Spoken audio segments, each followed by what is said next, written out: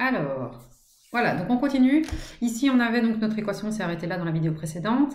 La vidéo 13 du coup. Ici, donc on va avoir... L'idée c'est que... Je vous demande pas ça comme exercice parce que vous ne devez pas être capable vous-même de comprendre l'histoire de l'hydratation. Par contre, une fois que l'équation est écrite, vous êtes censé être capable de la comprendre. Donc on a bien un certain nombre de moles d'eau qui sont accrochés à NiSO4 et quand on chauffe, ces moles d'eau s'en vont. Et donc on sait que l'eau qui s'est évaporée, c'est 448 grammes. Okay, donc on avait 448 grammes qui se sont évaporés. Okay, puisqu'elle a perdu 448 grammes. Donc elle a perdu toute son eau et elle a perdu 448 grammes. Donc ici, on sait qu'ici, c'est 448 grammes. Okay. Ensuite, ici, on a un échantillon total qui pèse 998 grammes. Okay. Donc, qu'est-ce qu'on peut savoir vu qu'on a des masses? On sait que ici, ça pèse 998 grammes, dont 448 grammes d'eau. On est d'accord? On a vu que dans les équations, les masses, hein, elles sont conservées. Et donc ici, on a 448 grammes d'eau. Et donc, la différence, si la totalité, c'est 998 grammes, eh ben, on s'est trouvé la masse de NiSO4. Hein. C'est bien 998 grammes moins les 448 grammes d'eau. Donc, on a la masse de NiSO4. On a la masse totale ici. Et on a la masse ici. Pourquoi est-ce que... Et donc, on a aussi la masse de NiSO4 ici. Pourquoi est-ce que c'est intéressant d'avoir la masse de NiSO4? Parce que ici, on n'a pas la formule de cette molécule. C'est NiSO4 avec X fois de l'H2O. Donc, on ne sait pas calculer la masse molaire ici de cette molécule-ci, puisque c'est ça la question, c'est il y a combien de molécules d'eau? On vous demande de retrouver la formule en réalité. Donc ici, on ne sait pas calculer la masse molaire.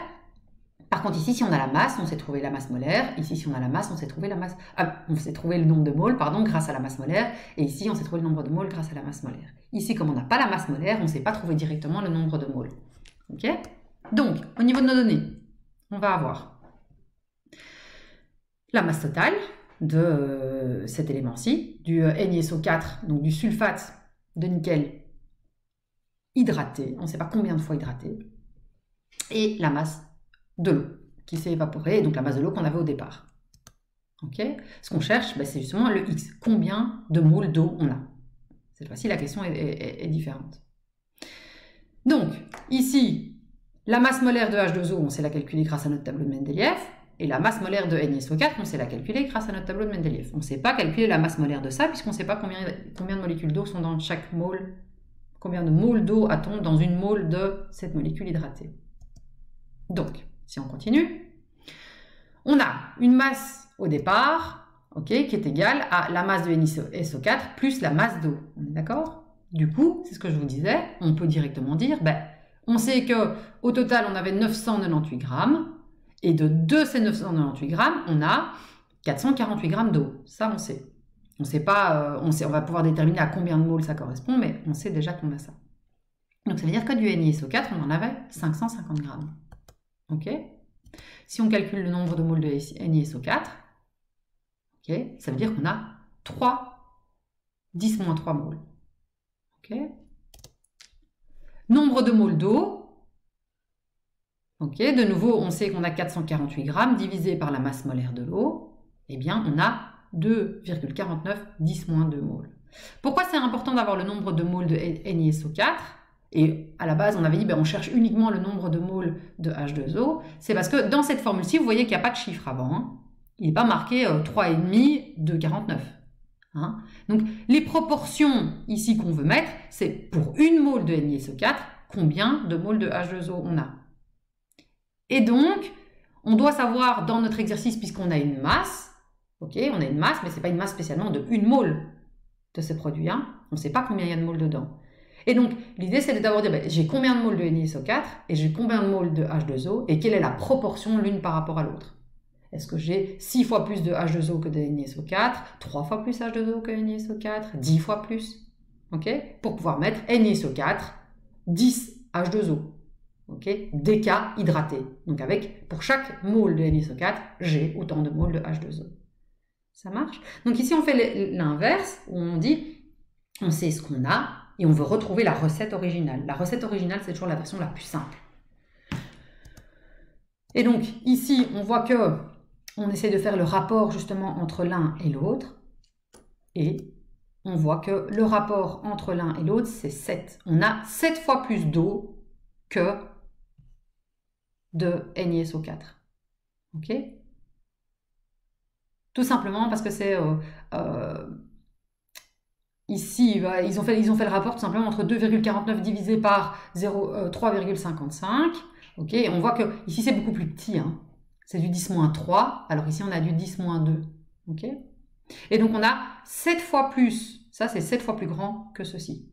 Et donc, comme on a le ratio entre les deux, hein, eh ben on sait qu'on a 7 fois plus d'eau que de NiSO4. Donc, la recette, c'est bien NiSO4 fois 7 H2O qui va me donner du NiSO4 solide plus 7 moles de H2O. Ok?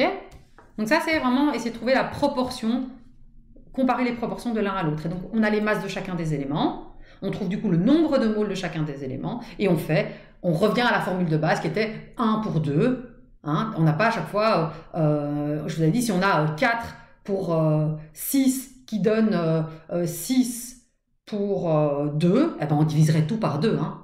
Okay, on ferait 2, 3, 3, 1. On ne va pas laisser des chiffres hyper élevés. Et bien là, c'est la même chose. On a 3,5 10-3 pour 2,49 10-2. Eh bien, le ratio entre les deux, c'est 1 pour 7. Ok? Et donc, du coup, on peut remettre la formule de base. Ok? Et dans l'autre sens, si on avait directement mis le 7, c'est ce que vous auriez fait. Hein. Vous auriez dit, bah, ici, j'ai 7 fois plus. Et donc là, j'aurais fait NiSO4 selon le nombre de moles qu'on vous donne de NiSO4. Si on vous avait dit, bah, j'ai 3,55 10-3 moles de NiSO4, eh ben, vous auriez vous-même fait x7 pour trouver le nombre de moles de H2O. Si le 7 était déjà écrit, vous auriez fait, bah alors, j'avais une mole à la base et j'ai 7 fois plus. Et si on vous dit, vous aviez 3,55, eh bien, vous auriez fait x7 et vous auriez trouvé 2,49 10-2. Ça va? Donc, c'est un exercice qui est fait à l'envers. Donc, l'équation, vous ne devez pas la connaître. Ça, normalement, c'est l'équation que je vous donne. Mais par contre, vous devez être capable de faire ce calcul, cette résolution tout seul. Alors, ici, on va arriver maintenant, donc jusque-là, c'était quand on suivait la recette. C'est ce que je vous ai mis en introduction. Donc, on était en réaction en proportion stoichiométrique. Donc, ça veut dire qu'on a une certaine recette et on respecte la recette. Si j'en ai 2, il m'en faut 4, eh ben, j'en prends 4. OK ? Et donc là, on est en proportion stoichiométrique, c'est-à-dire qu'on a la quantité nécessaire de chacun des éléments. Okay, systématiquement, s'il nous faut 2, ben on prend 2 et on a 2. Donc, dans ces exercices-là, à chaque fois, on vous donne un élément et vous devez trouver tous les autres éléments en fonction de cet élément-là, hein, selon les proportions stoichiométriques. Hein, on a 2 fois plus, 3 fois moins, voilà. Et donc, c'est-à-dire que votre élément donné, que ce soit un réactif ou un produit, ok, je vais fabriquer 3,5 grammes, eh bien vous retrouviez le nombre de moles à quoi ça correspondait, et vous disiez, bon, bah alors du coup, ça veut dire que comme c'est telle proportion, eh ben, c'est que j'ai eu 3 moles de ça, 2 moles de ça, hop, et puis vous remettiez tout en grammes. Ça, c'est comme ça qu'on avait fonctionné jusque-là.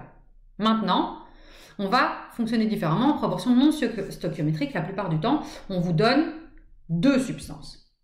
Ok, on va vous donner, j'ai 3 grammes de ça et 6 grammes de ça. Et si vous changez ça en nombre de moles, eh bien, ça ne correspond plus. Juste avant, on vient de dire, c'est l'un et l'autre, c'est 7 fois plus. Eh bien, on a vu que dans les grammes, c'était correct. Ici, eh bien, ça ne va pas répondre à la stoichiométrie. C'est-à-dire que normalement, par exemple, 1 gramme, c'est 1 mole, et l'autre, 3 grammes, ça correspond à 0,5 mole, par exemple. Alors que dans votre recette, ça n'est pas 1 plus 2 fois. Donc, ce n'est pas la proportion 1,5, 1 pour 2. La proportion, ça serait 1 pour 1. 1 mole pour 1 mole. Donc 3 grammes, c'était 1 mole. Ok, 1 gramme, c'était 0,5 mole. Et donc j'ai 1 mole et 0,5 mole, alors que j'aurais dû avoir 1 mole et 1 mole. Donc ça veut dire que j'en ai un des deux qui n'est pas en quantité suffisante. Ici, c'est facile. Celui qui est en quantité insuffisante, c'est les 0,5 mole. Hein. Okay. Et donc à nouveau, ça on ne peut pas utiliser les grammes parce que tous les éléments chimiques n'ont pas la même masse. Il y a certains éléments qui vont peser très lourd et donc on n'aura pas beaucoup de moles avec un poids élevé, une masse élevée, et il y en a d'autres où c'est l'inverse. Donc les masses, elles ne nous servent à rien, elles nous servent juste à retrouver le nombre de moles. Et une fois qu'on a le nombre de moles de chacun des éléments, okay, on sait, voilà, j'ai autant de moles de ça, est-ce que ça correspond à ce qu'on avait demandé? Okay. Est-ce que j'ai bien 1 pour 2? Est-ce que les proportions sont correctes? Si les proportions ne sont pas correctes, c'est qu'on a un élément qui est limitant.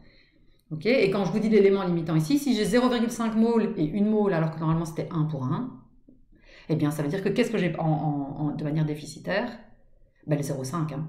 Le 0,5, j'en ai pas assez. Et donc, une fois que tout le 0,5 est transformé, la réaction va s'arrêter. Si elle s'arrête, comme c'est 1 pour 1, ben, ça va consommer 0,5 de mon élément A, 0,5 de mon élément B, sera transformé en, selon les proportions stoichiométriques, produit. Mais par contre, ben, je vais rester avec 0,5. À nouveau, c'est ce que j'avais donné comme analogie avec les recettes. Si on fait des crêpes, jusque-là, on avait dit, tiens, 6 œufs, 1 kg de farine et 1 litre de lait. Si vous ouvrez votre frigo, vous voyez que vous avez 3 œufs. Qu'est-ce que vous allez faire? Vous avez 3 œufs, 1 kg de farine, 1 litre de lait. Qu'est-ce que vous allez faire? Ben, vous allez juste faire la moitié de crêpes.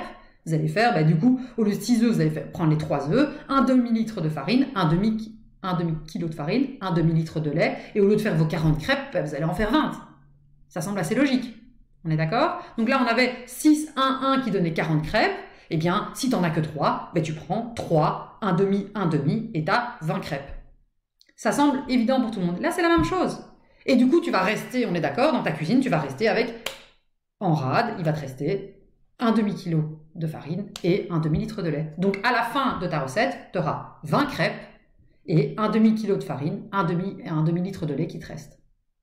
Okay, c'est exactement ça qu'on est en train de faire. On a la recette, maintenant on fait avec ce qu'on a. Dans le premier temps, on vous disait que tout est à disponibilité, donc c'est comme je te dis, ben voilà, on prend ce qu'il faut, ok.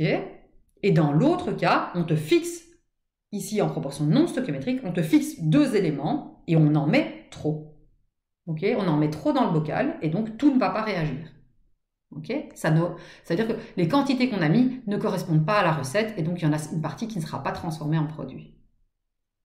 Voilà pour les non stoichiométriques. Donc, première étape, c'est la même que pour les stoichiométriques. On va équilibrer et pondérer l'équation chimique. D'abord, on voit que notre équation chimique, elle est bien correcte. Si on n'a que les réactifs, on écrit les produits en écrivant des molécules, en faisant les bras de valence. Hein. On vérifie que nos molécules sont bien écrites et qu'elles existent comme ça dans la nature, hein, en fonction de la valence des groupements et la valence des atomes et des ions. Et donc, on a nos réactifs, on a nos produits. Ensuite, on regarde, est-ce que j'ai la même quantité d'atomes à gauche et à droite? Oui ou non, je corrige et là je mets des coefficients devant. Donc je multiplie mes molécules par 2, par 3 pour arriver à la même chose à gauche et à droite. Okay, le chiffre devant la molécule. Une fois que j'ai pondéré à gauche et à droite, qu'est-ce qui va se passer? Eh bien, j'ai mon équation qui est pondérée et je connais les proportions de l'un par rapport à l'autre. À ce moment-là seulement, je lis mon énoncé. Okay, je lis mon énoncé et je vais regarder qu'est-ce que j'ai comme quantité. Hein, les n. Je calcule mon n de A, n de B. Hein. Systématiquement, on vous donnera la masse et vous devez trouver le n. On vous donne la concentration et le volume et vous devez trouver le n. Hein. Donc vous retransformez ce que vous avez, ou on vous donne le n directement, et vous le remettez en n. Nombre de moles. On a ici du coup un nombre de moles. Ce qui est important de nouveau, c'est d'observer que c'est bien une réaction complète. Hein. On a bien une flèche où tout est transformé. Hein. On verra, c'est différent quand on parle des équilibres. Et donc ici, on a une réaction complète et on se dit, ben voilà, j'ai autant de moles de ça et autant de moles de ça. Je fais ici ma relation d'équivalence, sauf que cette fois-ci, on verra que ça ne marche pas. La fois d'avant, on vous donnait un élément et vous pouviez trouver tous les autres. Ça vous permettait de trouver toutes les autres relations d'équivalence. Tu avais un élément qui valait 6, il avait un 2 devant, et ben, tous ceux qui avaient un 1, ben, c'était 3 moles, tous ceux qui avaient un 4, c'était 12 moles. Okay, donc il fallait multiplier cet élément-là, vous le multipliez en fonction des autres éléments. Okay. Maintenant, ce qui est différent, c'est que ça ne correspond pas. Okay. Donc l'équivalence ne marche pas. Donc si vous avez 2 éléments qu'on vous donne, par exemple le A et le B, je dis je mets 30 grammes de ça et 12 grammes de ça, ça correspond à 6 moles et à 2 moles. Si ma proportion c'est 1 pour 2, ben 6 et 2, c'est pas bon, ça aurait dû être 6 et 3. Okay. Et donc ici on va voir que 6 divisé par, avec le coefficient curé dessus, hein, j'en sais rien, moi 6 divisé par 3, ça vaut 2. Et là, vous auriez 3 divisé par 3, ça vaut 1. Eh bien, ici, ça n'est pas bon. Hein, on est d'accord? Ici, 2 n'est pas égal à 1. Et donc, ça veut dire qu'on n'a pas les proportions qui sont gardées. Donc l'idée, c'est qu'une fois que les proportions ne sont pas gardées, eh bien, on a une inégalité